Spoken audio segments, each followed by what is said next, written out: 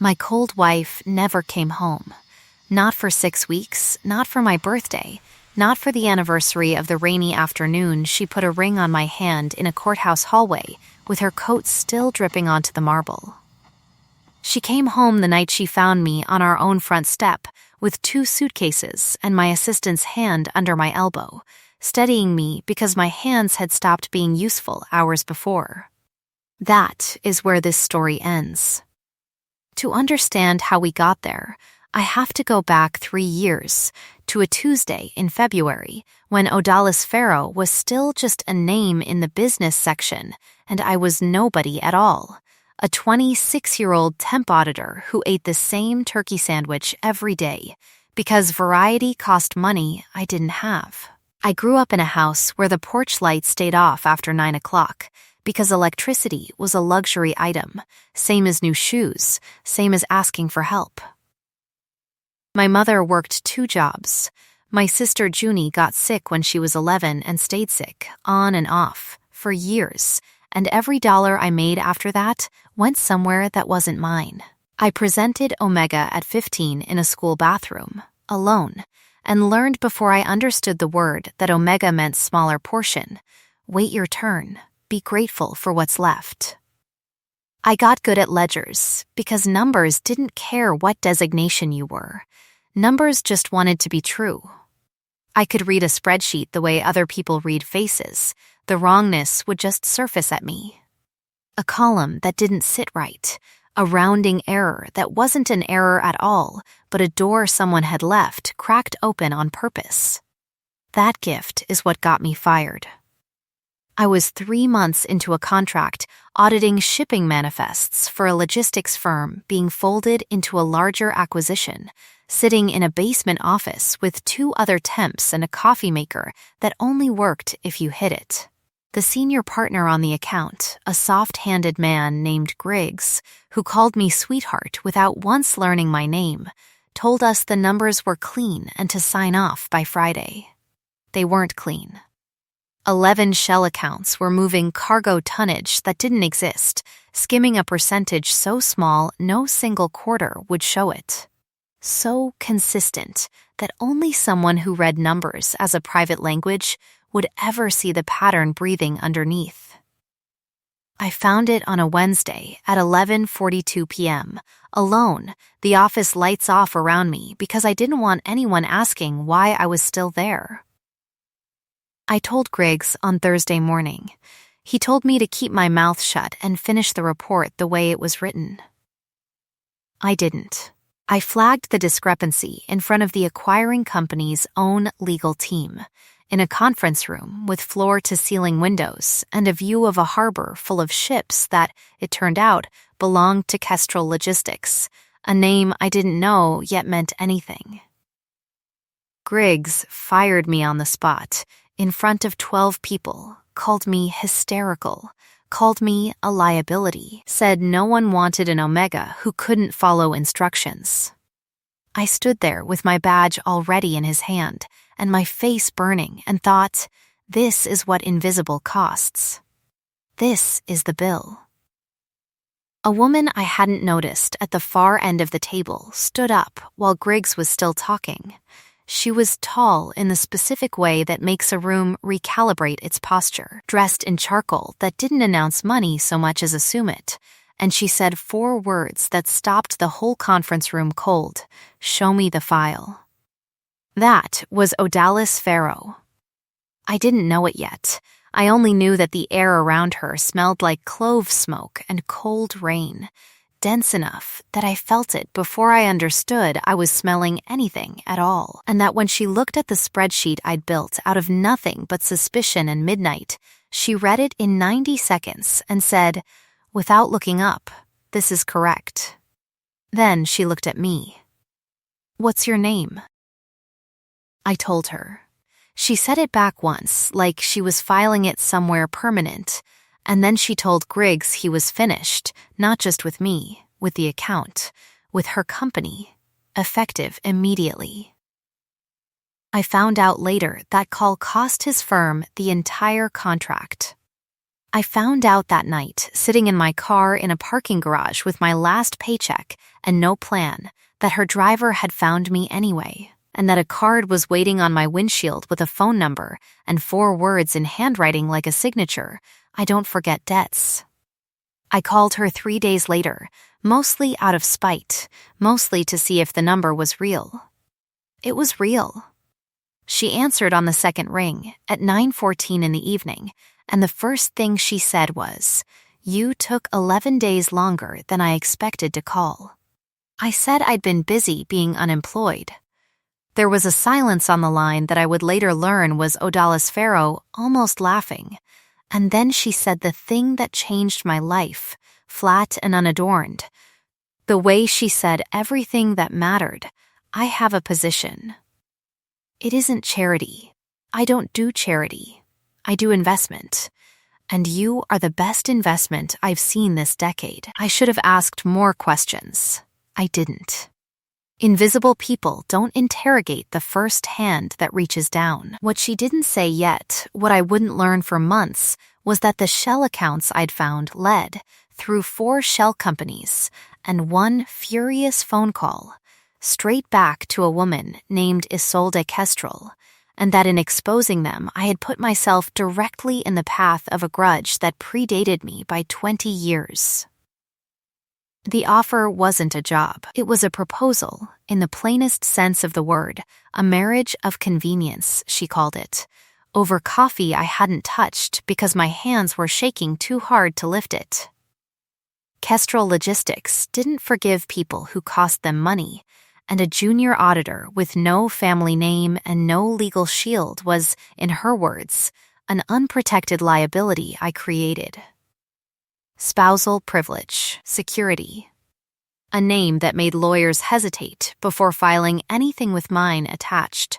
It should have felt cold. It didn't, not entirely, because when she said it, she was watching my hands and not my face, the way you watch someone you're trying not to frighten. "Why me?" I asked. Not why marriage. Just why me, specifically, out of every option she had.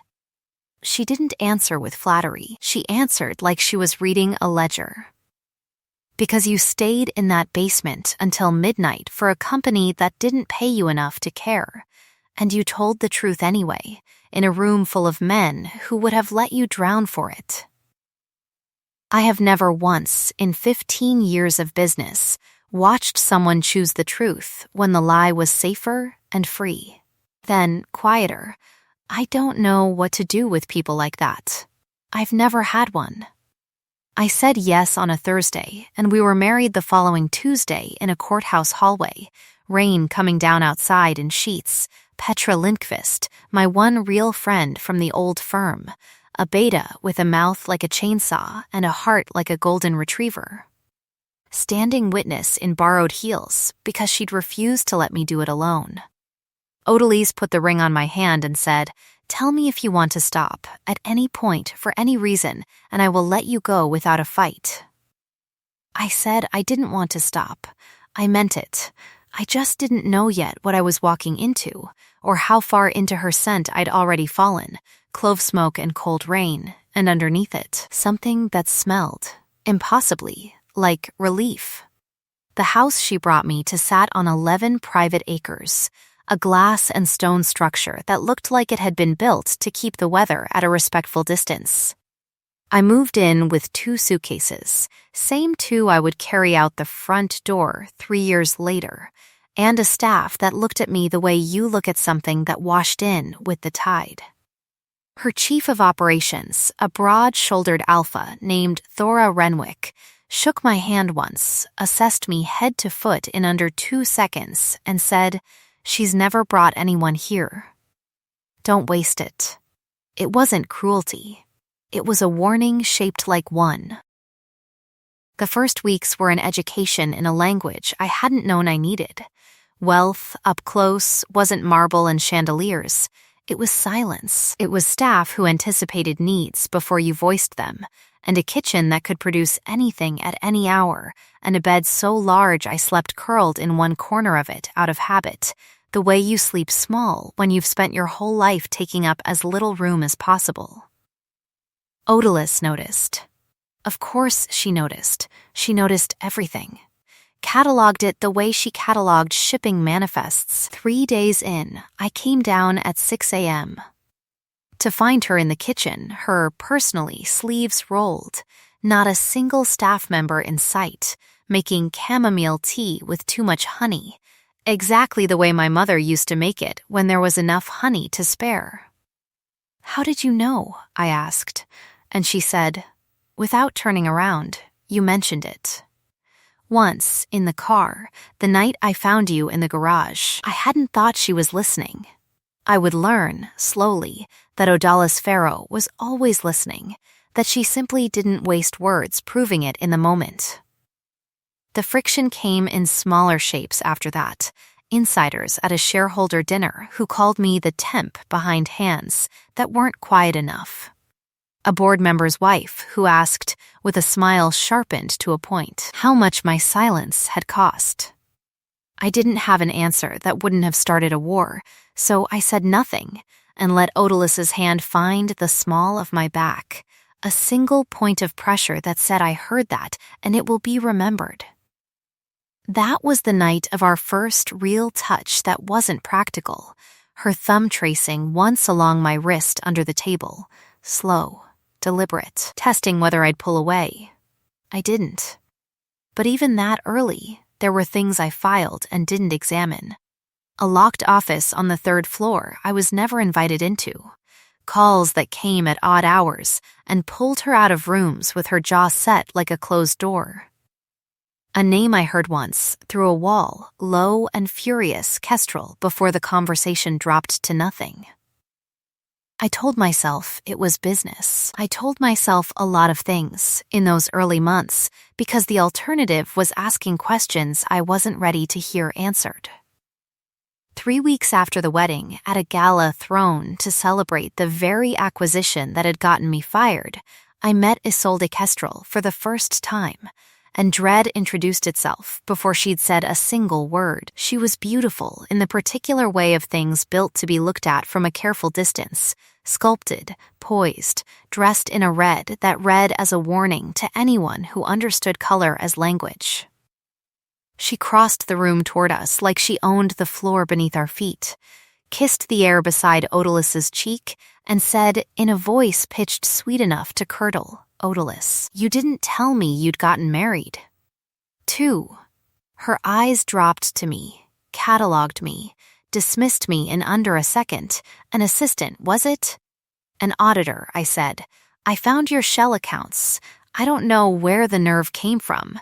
Maybe it had been waiting since the conference room."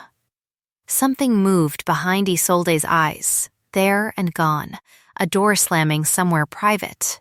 She smiled wider. How resourceful.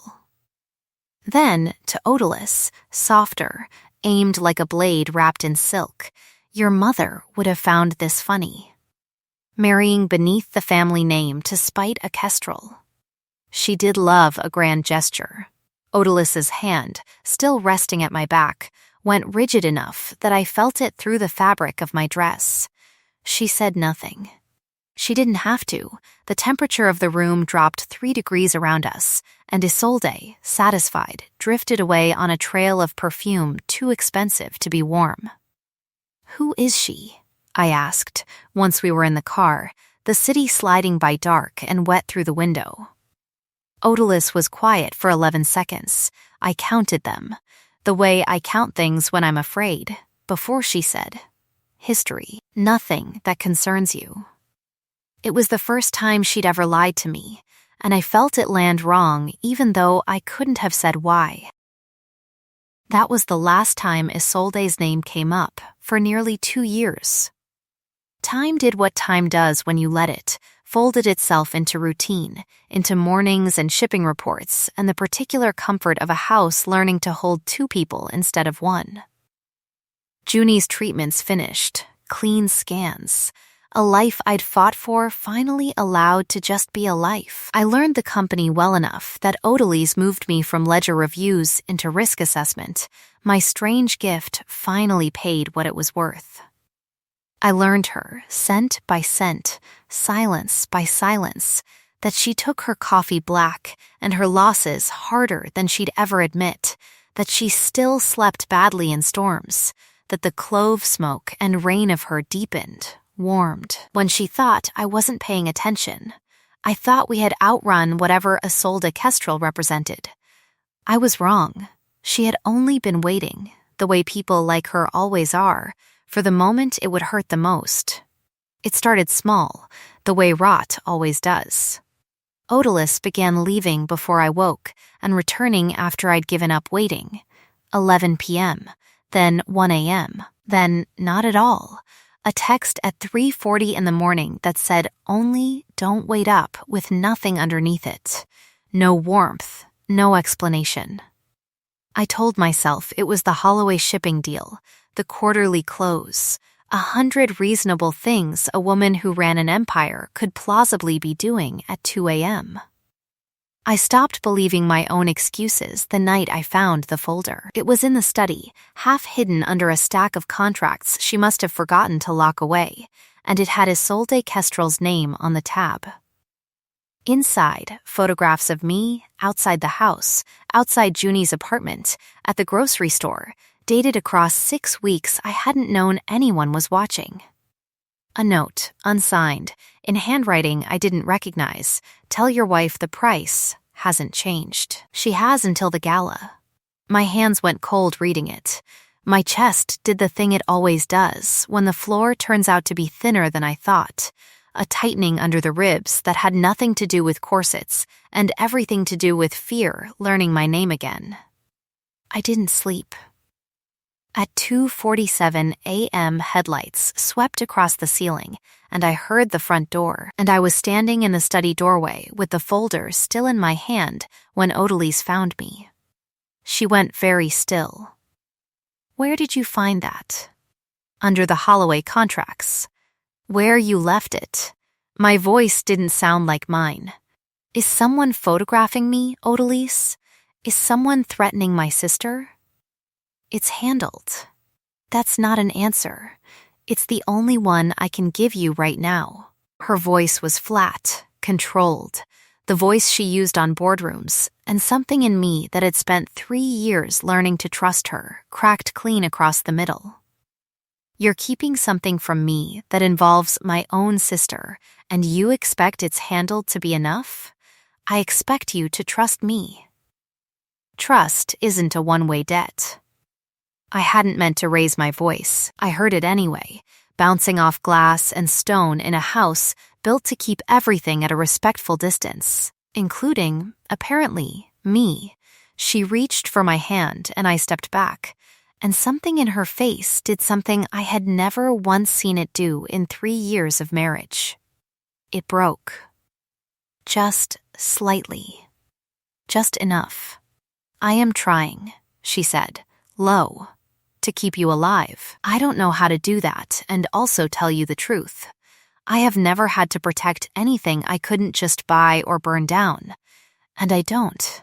She stopped. Started again. I don't know how to do this part. The door she'd been keeping shut for 3 years had opened a crack. I could have pushed it wider that night. I didn't. I let her walk away, because I was too frightened of what was on the other side, and that, I would understand much later, was the first mistake either of us made that we couldn't fully take back. She told me the rest 3 nights later, in pieces, sitting on the floor of our bedroom with her back against the bed, because she said she couldn't say it looking at me straight on. Her mother had built Ferro Maritime out of nothing, 1 boat, 1 contract at a time, and Isolde's father had spent a decade circling it like a debt collector circling a widow. When Odalus was 19, the Kestrels forced a hostile buyout that gutted half the company, and 6 weeks later, her mother's heart simply stopped, grief wearing the coroner's language of natural causes. Her father, what was left of him, raised her on one doctrine after that: control is survival, love is leverage, Never let anyone see where you're soft enough to bleed. He arranged a match with Isolde to heal the rift with a merger disguised as a marriage. Odalis refused it at 21, publicly, in front of both families, and Isolde had spent every year since waiting for a debt to collect. She found the fraud I helped you uncover leads back to her, Odalis said. Not the shell accounts, the frame underneath them, smuggling routes she's laundered through my subsidiaries for years, built to look like my crime if anyone ever dug deep enough. She's threatening to release forged evidence naming Faro Maritime unless I dissolve this marriage and hand her a controlling stake instead. She has people watching you. She has people watching Junie. Her voice cracked on my sister's name, the first crack I'd heard in it since the courthouse. I thought if I kept it away from you, kept myself away from you, she'd have nothing left to threaten me with. I am not nothing to threaten you with, I said. I'm your wife. Distance doesn't protect me, Odalis. It just makes me easier to hurt quietly, where I can't fight back. She didn't have an answer for that. Neither of us did, that night. We just sat on the floor together, her hand finally, carefully, finding mine, and let the silence be honest instead of comfortable. For 11 days after that, it was better. She came home. We ate dinner at the same table instead of separate hours. I made the tea, badly, too much honey, and she drank it anyway and called it perfect. And then Isolde moved again, faster and crueler than either of us had braced for, and the warmth we'd finally found got cut off at the root. The photographs went to a gossip outlet first, grainy, badly cropped, time-stamped shots of Odalis at a downtown hotel with a woman who wasn't me, an image built out of nothing, staged with a body double and a long lens, and just enough shadow to make denial sound desperate. By the time Odalis called to explain, the story had already burned through every feed I checked without meaning to check them. Then came the second blow, worse, a courier at Junie's apartment with a manila envelope addressed to my sister personally. Financial documents forged to look like proof that Faro Maritime had been laundering money through the very clinic that had treated her cancer. Proof that, if believed, would strip the hospital's funding and brand my sister's survival as something purchased with dirty money. It was engineered to hollow out both of us at once, aimed at the exact two people Isolde had cataloged as my whole world. Odalis went dark that night. Not distant, gone. No calls, no texts, Thora tight-lipped and unreachable. The house suddenly full of security I hadn't asked for and wasn't told the reason for. 4 days of silence. 4 days of watching the porch light burn every night for a woman who didn't come home to see it, the same light my mother used to leave off to save money. The light I'd sworn as a child I would always be able to afford to leave on, burning now for nothing, for no one, a promise with no one left to receive it. Petra found me on the 5th day sitting on the kitchen floor with the forged documents spread around me like a crime scene, and she didn't ask permission before she started packing. You don't owe silence to a marriage that's already ash, she said, folding shirts I didn't remember choosing, and I'm not watching you disappear into a house that isn't giving anything back. I didn't fight her. I was too tired to fight anyone, least of all the one person who'd shown up. By the time the second suitcase sipped, I believed all the way down that I was leaving a woman who had gone quiet the exact way she'd promised, in the beginning, that she would never let herself go again. We were at the front door at 9:52 at night, Petra's hand under my elbow, because my own hands had gone useless again, the same way they had the day I got fired, when headlights swept the driveway and a car I knew better than my own pulse stopped hard on the gravel. Odalis came up the front steps at a dead run, tie gone, one sleeve torn, a bruise blooming dark along her jaw, and stopped 3 feet from us like she'd hit a wall. Her eyes went from me to the suitcases, to Petra's hand still steadying my arm, and something in her face collapsed in on itself so completely I almost reached for her out of instinct before I remembered I was supposed to be angry. "Where are you going?" she said. Not a question. A held breath shaped like one. "Where does it look like?" I said. "You disappeared for 4 days, Odalys. No calls. No answers. Junie is terrified her hospital is about to be gutted over money that was never hers, and I'm supposed to just wait? Leave the light on and wait, the way I used to wait for a mother who never came home either?" My voice broke on the last word, and I hated it for breaking. I was in a room for 4 days keeping Isolde Kestrel from destroying everyone you love, she said, and her voice, for the first time in 3 years, wasn't controlled at all. It shook. I didn't call because every line into this house has been compromised since the gala. I didn't come home because I didn't know, until an hour ago, whether coming home would lead her people straight to you. I have a bruise on my jaw from a man she sent to make sure I understood she was serious. I am not the woman who left you standing in a driveway. I am the woman who has spent 4 days making sure you had a driveway left to stand in. She looked at Petra then, not with hostility, with something closer to gratitude, badly worn. "Thank you for not letting her leave alone. I mean that. But I am asking you, both of you, to give me 1 hour before those suitcases go anywhere." Petra's hand fell away from my arm. I stood there between the life I'd been about to walk into and the one I'd built with a woman who smelled, even now, even bruised and half-wrecked, like clove smoke and cold rain and something underneath that had never once, not for a single day, stopped being relief. 1 hour, I said. Talk. We didn't go inside for it. We stood on that porch, under the light I'd left burning for nothing, and she told me everything. The 4 days spent in a locked room with 2 lawyers and Thora, assembling a case, cornered on all sides because Isolde had structured the frame so tightly that any move to expose her risked exposing Faro Maritime instead. "I was trying to solve it before it touched you," she said. "I have spent my whole life believing that love is a liability, that the moment you let someone matter enough to protect, you've handed the person trying to destroy you a blade. My mother died because my father couldn't stop hiding his fear from her long enough to let her help him fight it.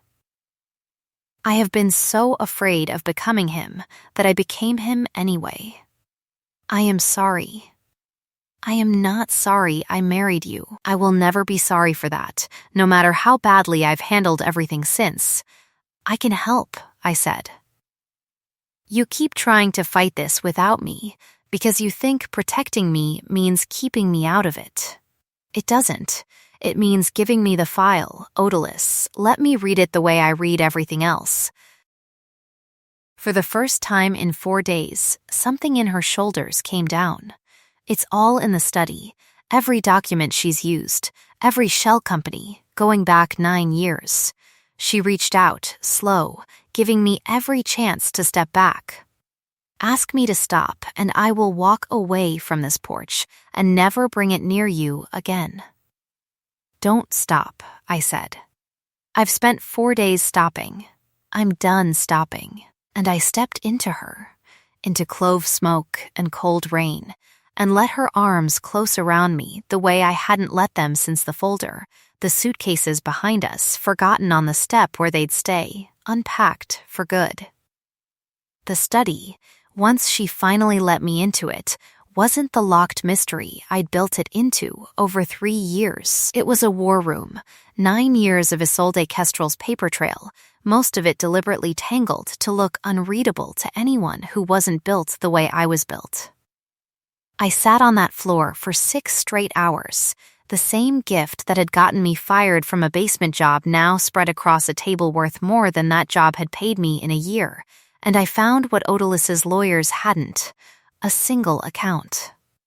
Buried under 4 shell layers, that routed Kestrel Logistics smuggling proceeds through a charity foundation bearing Isolde's own name, the same foundation she'd used, publicly, to fund the investigation into Faro Maritime.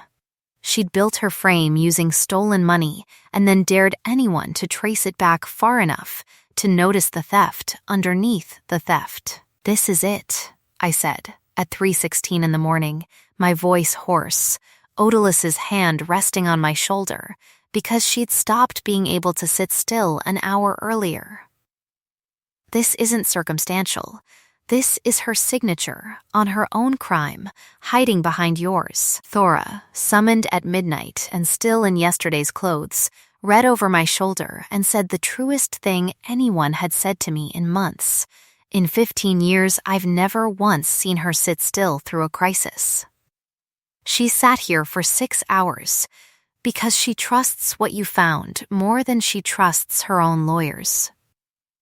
It landed somewhere in my chest I'd thought Griggs had emptied out for good. Isolde didn't go quietly. She never would have. When Odalis called her the next morning to say the evidence existed, Isolde laughed, actually laughed, and said, "Sweet as poison. Prove it in front of anyone who matters, and I'll make sure the last thing your little auditor remembers is watching everyone she loves lose everything anyway." That was the mistake. The threat spoken, instead of only implied, caught on a recorded line Odalis' lawyers had insisted on for exactly this reason. She sent one more man after that, the same one who'd left the bruise on Odalis' jaw, this time to the parking structure outside my sister's apartment. Odalis got there first. I only heard about the fight afterward, in fragments, a wrist she'd nearly broken blocking a blow meant for Junie, a man restrained until the police arrived, Odalis standing over him afterward with a stillness Thora later described as the most frightening thing she'd witnessed in 15 years of working for her. I found Odalis that night with ice on her hand and something dangerous still burning behind her eyes, close enough to becoming the man her father raised her to be that I put both hands on her face and said, "That's enough. She doesn't get to turn you into her too." She let out a breath like she'd been waiting for permission to stop, and the danger in her eyes banked back down into something merely exhausted, merely human. The Faro Maritime Shareholders Gala went ahead as scheduled 2 weeks later because Odalis refused to give Isolde the satisfaction of watching the company flinch, and because, she said, some reckonings are better delivered in a room full of witnesses than in private, where they can be denied later. I stood beside her in a dress the color of the sea at dusk, my worn spiral notebook, the same one I'd used to build the case, page after page of numbers in my own cramped hand, sitting on the podium beside the projector like a talisman. Isolde arrived in red again, sweet poison smile fully assembled, and made it exactly 4 minutes into the room before Odalis took the microphone.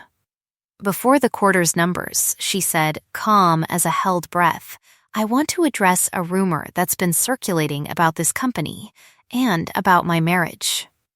The room went quiet in the specific way rooms go quiet when they sense blood in the water. The photographs published 3 weeks ago were fabricated. The documents sent to St. Adelaine's Hospital were fabricated. Both were manufactured by Isolde Kestrel, funded through her own charitable foundation, using proceeds laundered from a smuggling operation her family has run for 9 years through Kestrel Logistics. A murmur went up, sharp and immediate, heads turning toward Isolde, whose smile had not moved but whose hands, I noticed, had gone very still on the stem of her glass. "That's a fabrication," Isolde said, voice pitched to carry, pitched to sound wounded. "I have no idea what she's." My wife found the account, Odalis said, and gestured, once, toward me. I stepped forward with the notebook and the printed trail, my hands steady in a way they hadn't been steady in that conference room 3 years earlier, and I read the numbers out loud, plainly the way I'd learned 2 years ago in a basement office no one thought mattered. The shell layers, the foundation account, the timestamps that placed Isolde's own signature on the wire transfers that funded the frame job against a company she claimed to have no stake in. I watched, in real time, 300 people recalibrate what they thought they knew about the woman in red. Isolde's composure lasted almost to the end. It cracked on the last document, the one tying her personally, by name, to the courier who'd threatened my sister, and what came out of her then wasn't poised at all. It was raw, furious, the voice of someone who has spent 20 years rehearsing a grievance and finally has an audience for it. She took everything, Isolde said, meaning Odalis's mother, meaning the company, meaning some ledger of resentment only she had ever been keeping. I was supposed to be the one standing here.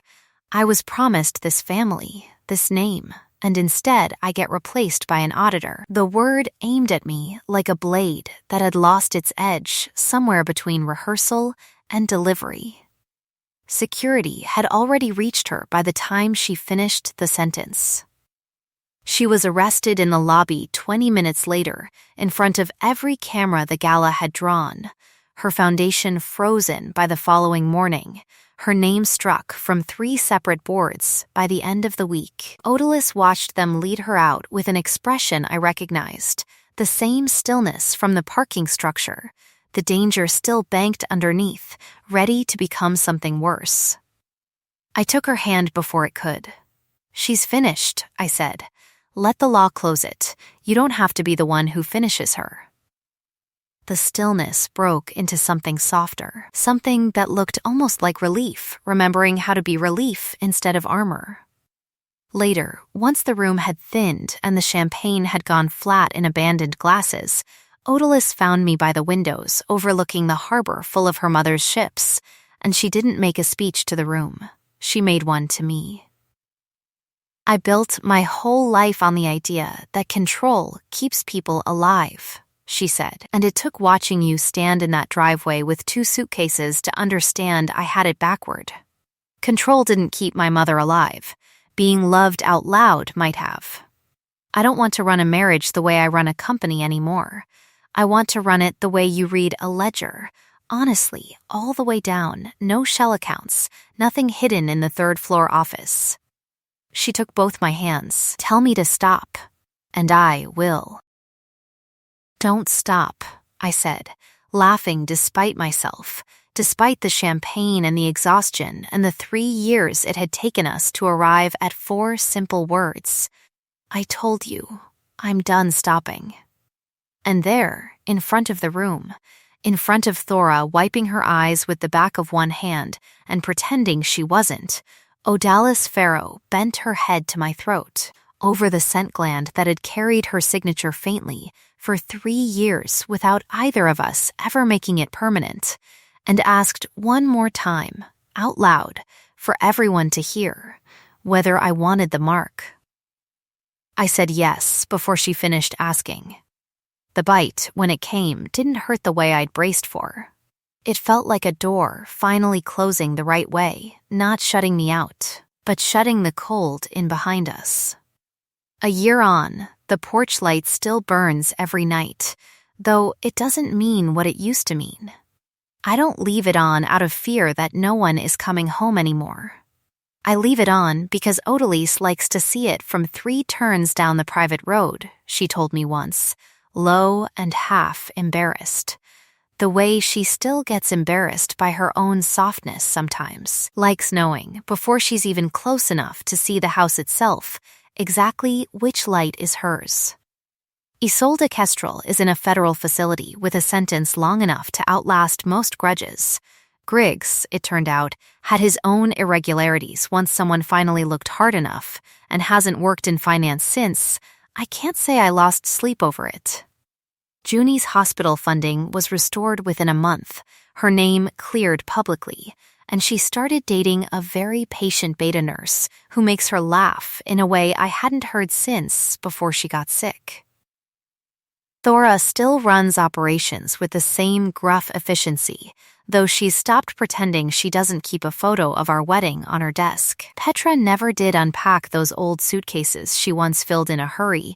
She uses them now for the trips Odalys and I actually take together, the first of which was to a gray little coastal town called Solace Bay, where my grandmother used to live, the place I'd mentioned once, offhand, years before, and where Odalys, without telling me, had quietly bought the house at the end of the lane.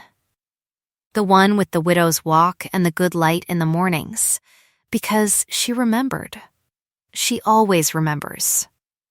That's the whole shape of her love, when you get down to the numbers of it, not grand gestures shouted into rooms, but small facts, kept and paid back exactly when they're needed most. We renewed our vows there in June, on the sand, no gala, no cameras, just Petra crying loudly enough for 2 people, and Thora standing at attention like she was guarding a border. Odalys made the promise short, the way she makes everything that matters. "I will always find the light on," she said, the same line she'd said to me once in the dark of a bad year, tested since by everything either of us feared. And this time it landed the way a promise is supposed to land, not as a hope, but as a fact already proven. I used to believe that being overlooked was simply the shape of my life, a debt owed for taking up too little room to begin with. I know better now. The people who love you correctly don't just notice you once in a conference room on your worst day. They keep noticing, quietly, for years, until the noticing becomes a home you can finally stop bracing to lose. The end.